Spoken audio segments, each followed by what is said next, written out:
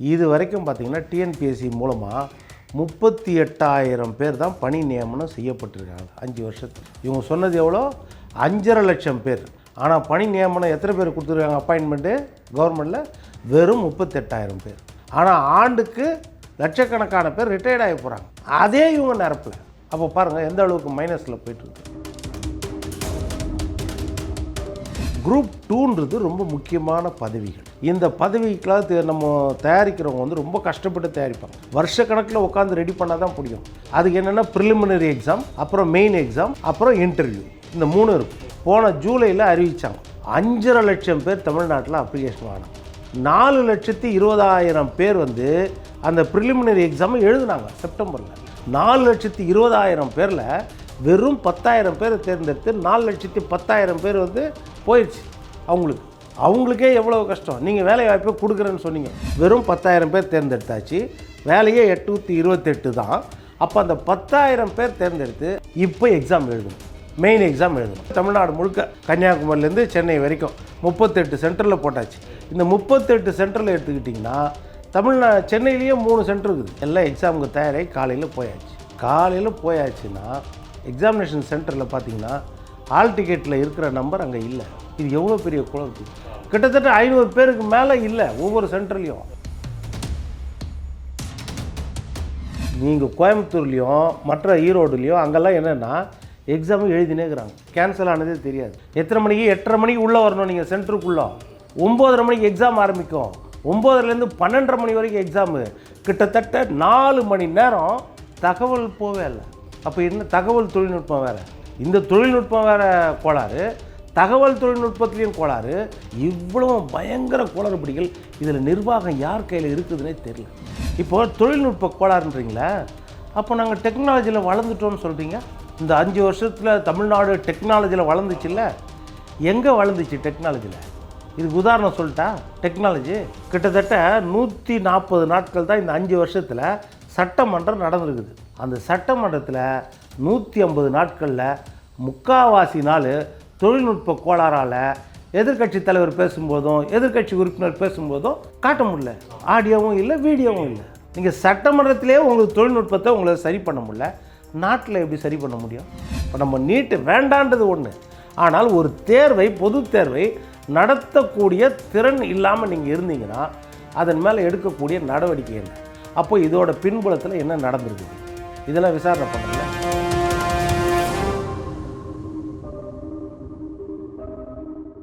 Sir வணக்கம். Sir வணக்கம் sir. இந்த டிஎன்பிஎஸ்சி தேர்வுகள் ரத்து செய்யப்படுது நடந்தது எல்லாத்தையுமே வந்து ஒரு சில குளறுபடிகள்லாம் இருந்த காரணத்தினால தமிழக அரசு வந்து ரத்து பண்ணியிருக்கு.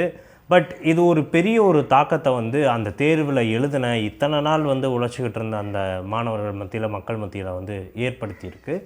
என்ன ஆயிருக்கு சார்? இது எதோட ஒரு பிழை? இதை வந்து ஆனால் திமுக அரசு வந்து வெளிப்படையாக சொல்ல மாட்றாங்க, குளறுபடிகள்னு மட்டும் சொல்லிட்டு வந்து சமாளிக்கிறாங்க. என்ன தான் சார் நடந்திருக்கு?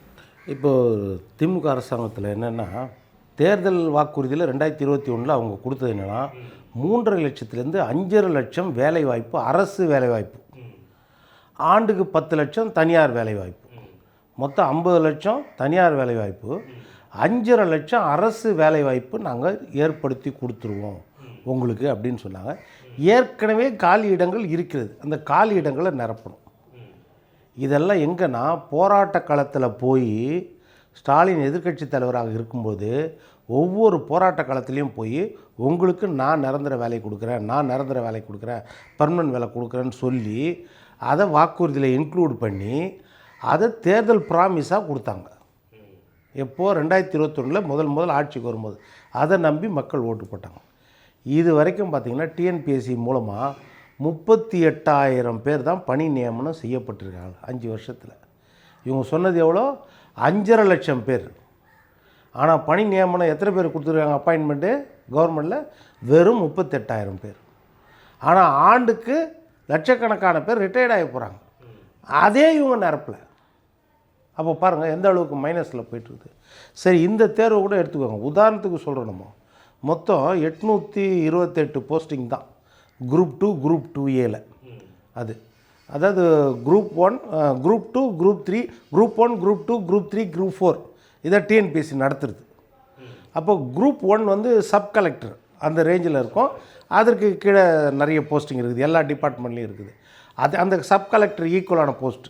இப்போ டிஎஸ்பி, அசிஸ்டன்ட் கமிஷனர் அந்த ரேங்க்கில் வருது குரூப் 1.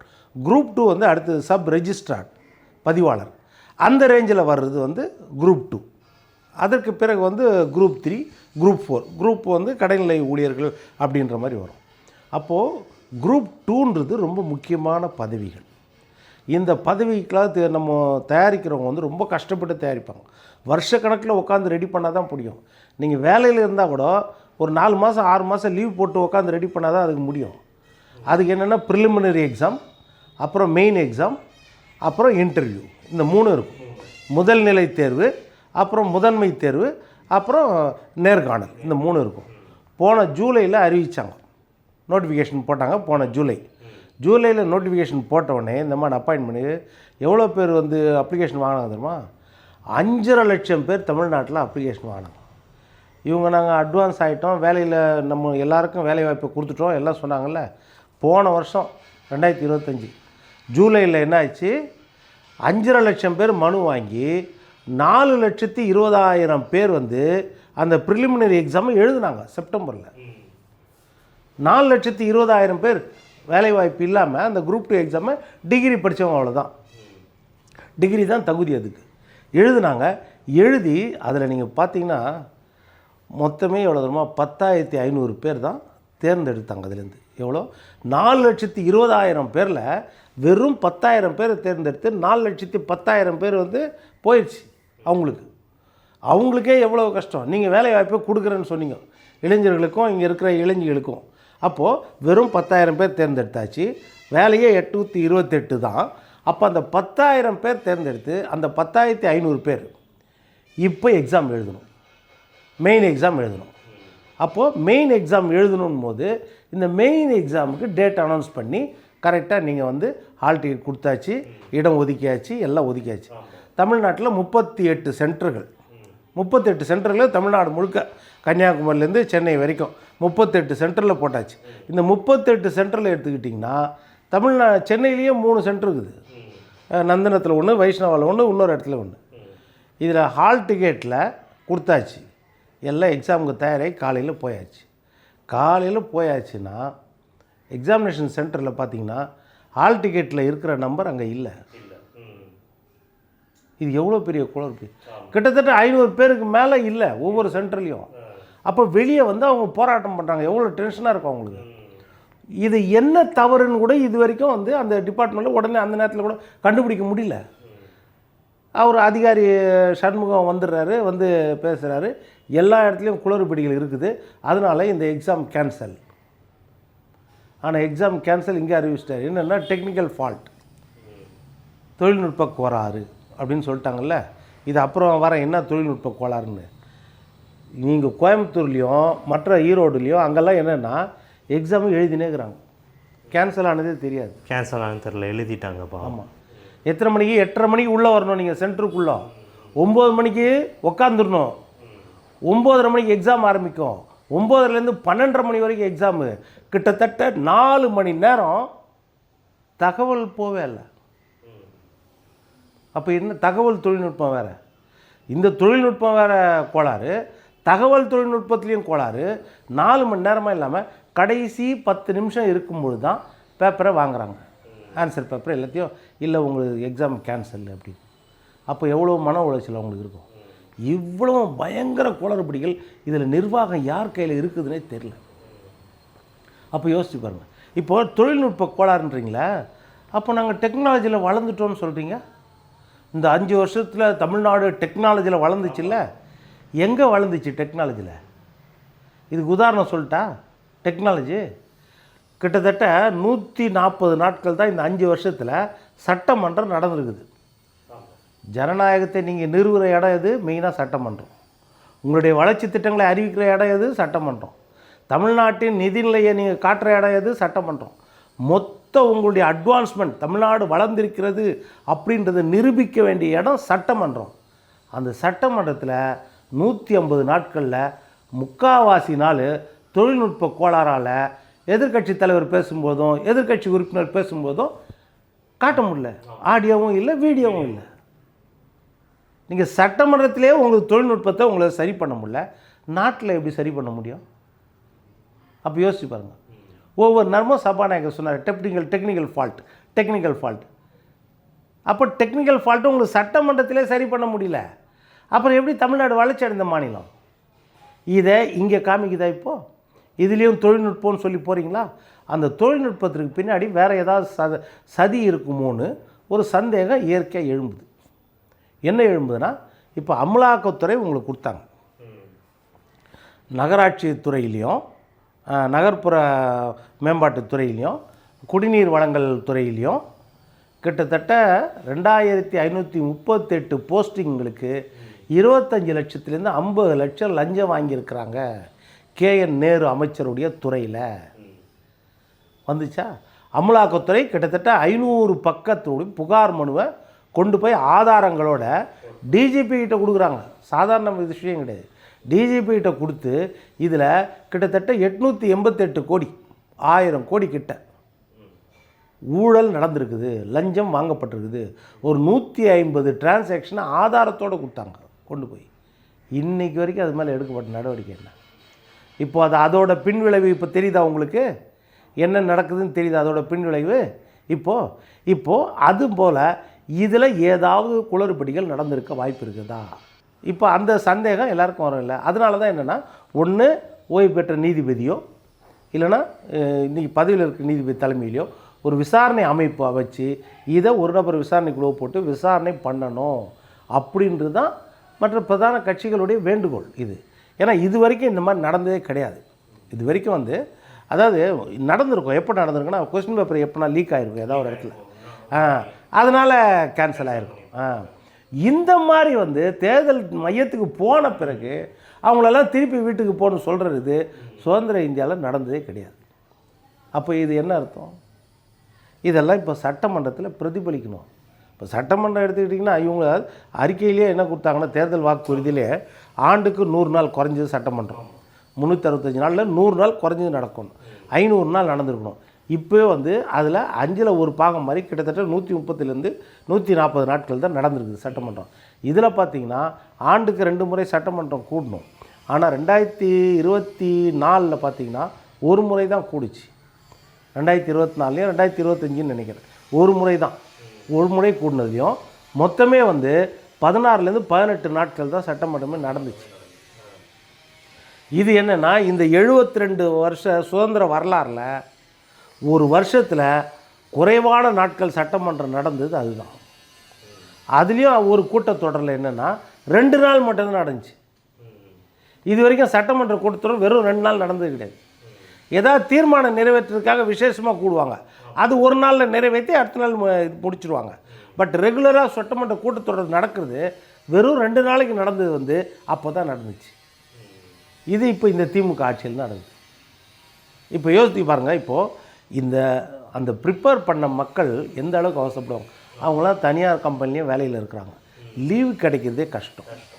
அப்போ அவங்க ஒரு 4 மாதம் லீவ் எடுத்து தொடர்ந்து அது லாஸ் ஆஃப் பேல கூட இருக்கும், இல்லை வேலை கேரண்டி இல்லாமல் இருக்கும். அந்த சூழ்நிலையை அட்ஜஸ்ட் பண்ணி அவங்க நைட் அண்ட் டே படித்து வச்சுருக்காங்க.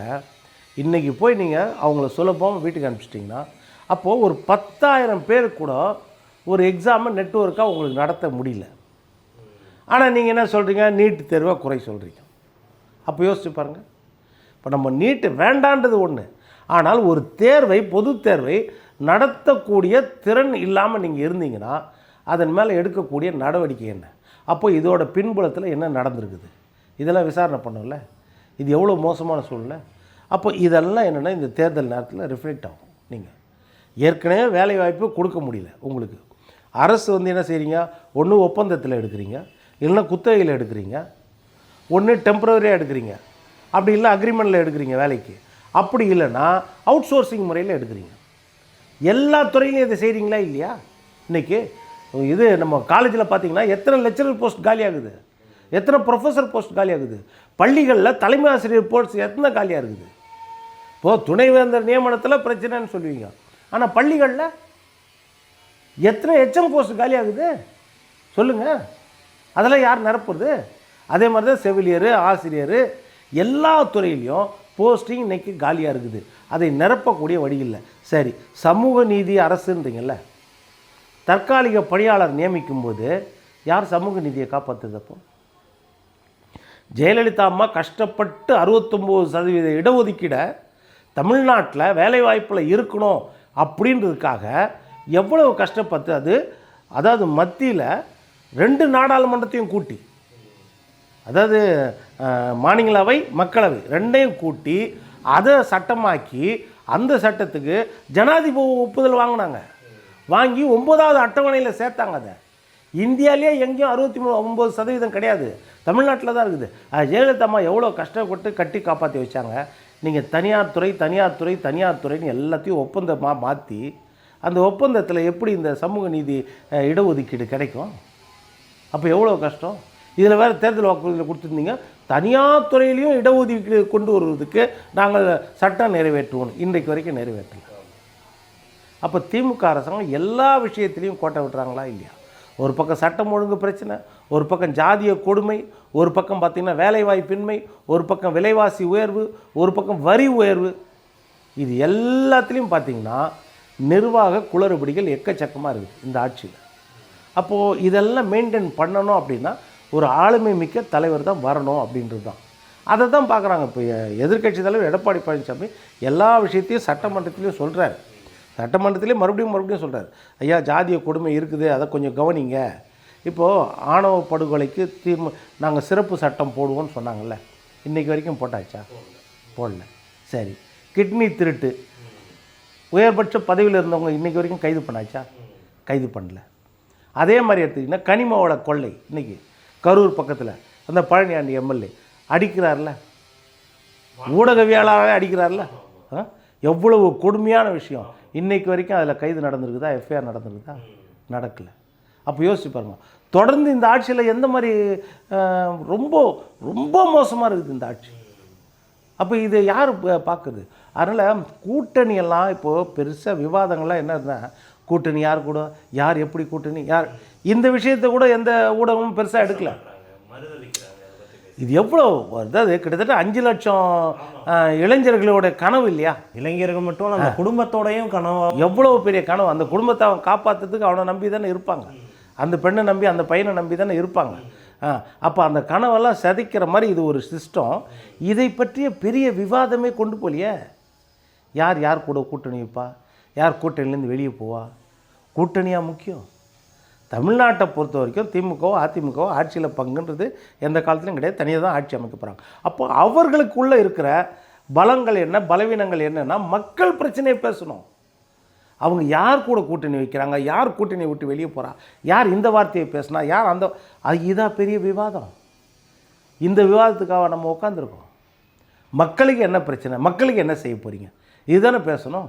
இது பெரிய அளவில் ஊடகங்கள் எடுக்கலைன்றது இது மிகவும் வருத்தத்துக்குரியது தான். அது இப்போது உங்களை போல் சில யூடியூப் சேனல்கள் தான் எடுத்து அது வெளியிடுறதால இது ஓரளவுக்காவது மக்கள்கிட்ட போய் சேருது. இல்லைன்னா அப்படியே இருட்டடிப்பு செய்துருவாங்க. இது அப்படியே இருட்டடிப்பு செய்துருவாங்க. இது எவ்வளோ பெரிய பிரச்சனை. ஒரு குரூப் 2 எக்ஸாம்ன்றது சாதாரண எக்ஸாம் கிடையாது. அவனுக்கு அது 40 வருஷம் இனிமேல் அவனுடைய கனவு. அது இந்த வயசில் அவன் வேலைக்கு சேர்ந்தானா குறைஞ்சது 30-40 வருஷத்துக்கு அந்த வேலையில் இருக்கிறான்றது கனவு அவனுக்கு. அந்த கனவு ஒரே நாளில் சகிச்சிடுறீங்கள, எவ்வளோ கஷ்டம் அது. அப்போது இதெல்லாம் மக்கள் சீர்தூக்கி பார்க்கணும். மக்கள் பார்த்தாங்கன்னா தான் இது அடுத்ததாக இந்த ஆட்சிக்கு எதிர்நிலையை மக்கள் எடுப்பாங்கன்றது நிசப்தமான உண்மை. உங்களோட நேரத்துக்கு ரொம்ப நன்றி சார். மீண்டும் இதே மாதிரியான ஒன்று நிகழ்ச்சியில் சந்திக்கலாம். Thank you sir.